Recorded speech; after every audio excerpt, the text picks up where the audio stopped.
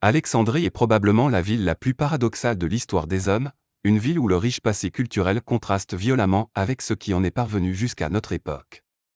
Au cœur de cette ville historique se dresse la colonne de Pompée, non pas le marqueur de la tombe de l'empereur comme l'ont cru les croisés en route vers Jérusalem, mais la commémoration de la répression d'une révolte contre l'autorité de Rome, alors dirigée par Dioclétien. Cette colonne a longtemps été le seul monument évoquant la riche histoire de la ville, à cet endroit. Il a fallu attendre 1945 pour que la découverte des premiers vestiges ne révèle la présence d'un des plus prestigieux temples, de l'époque où les Grecs de la dynastie des Ptolémées exerçaient le pouvoir pharaonique sur l'Égypte, le Sérapéum, érigé en l'honneur du dieu syncrétique Sérapis, fusion entre le taureau Apis et des divinités grecques. Ce temple était relié par un passage secret à un vaste réseau de connaissances, incarné par la légendaire bibliothèque d'Alexandrie, dont il ne subsiste rien de nos jours, victime probable de tremblements de terre successifs ayant entraîné sa destruction, partageant le sort de cette merveille du monde antique qu'était le phare d'Alexandrie, décrit par Hérodote.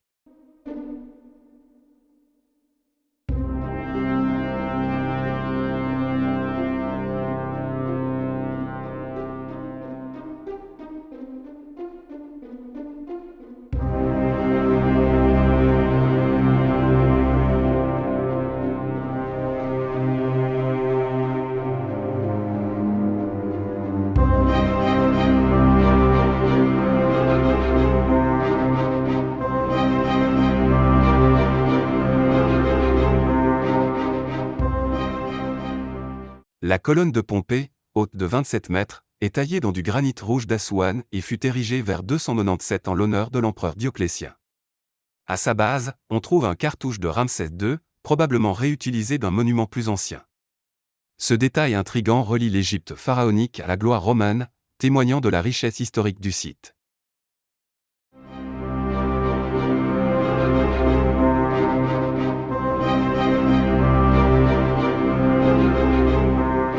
Le Sérapéum, autrefois un majestueux temple, symbole de tolérance religieuse, peine à attirer l'attention des visiteurs, un peu éclipsé par la colonne de Pompée, érigée par-dessus, malgré les sphinx qui la flanquent.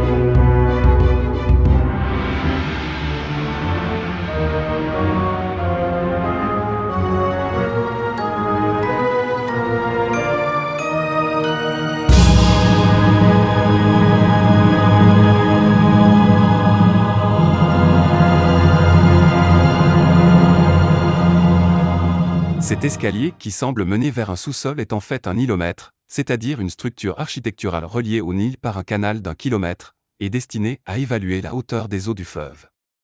Si le calcul de la hauteur de l'eau du fleuve était si importante, c'est qu'elle servait à déterminer la hauteur des impôts des Égyptiens.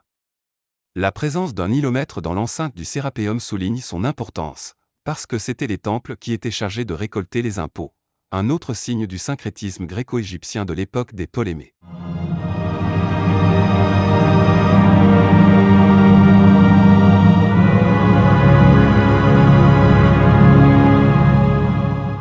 Ce fort, connu sous le nom de citadelle de Quetbeh, a été édifié vers la fin du XVe siècle à l'emplacement même où se trouvait jadis le célèbre phare d'Alexandrie, détruit par une série de tremblements de terre entre 956 et 1323. Cette citadelle a été en partie construite avec des pierres de l'ancien phare. Il reste d'importants vestiges de cette merveille du monde antique sous les eaux. Peut-être un jour, un musée sous-marin permettra-t-il de voir ces ruines préservées dans leur environnement naturel.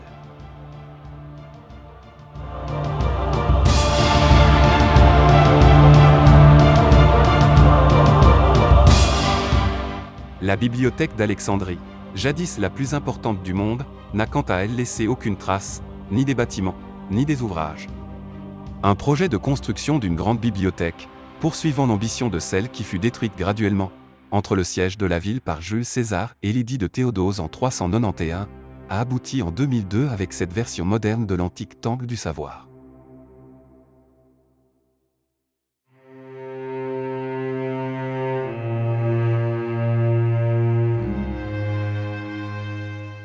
C'est ici que vers 1900, un âne tomba dans un puits.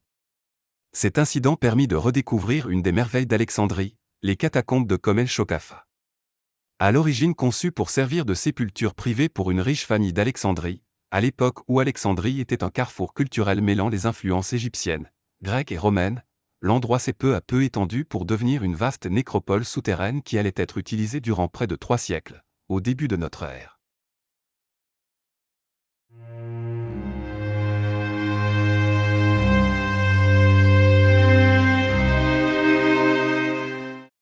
Les catacombes de Kom el-Shokafa sont un des exemples les plus remarquables d'architecture funéraire souterraine de l'Égypte gréco-romaine, se distinguant notamment par leur conception architecturale unique, centrée autour d'un large puits.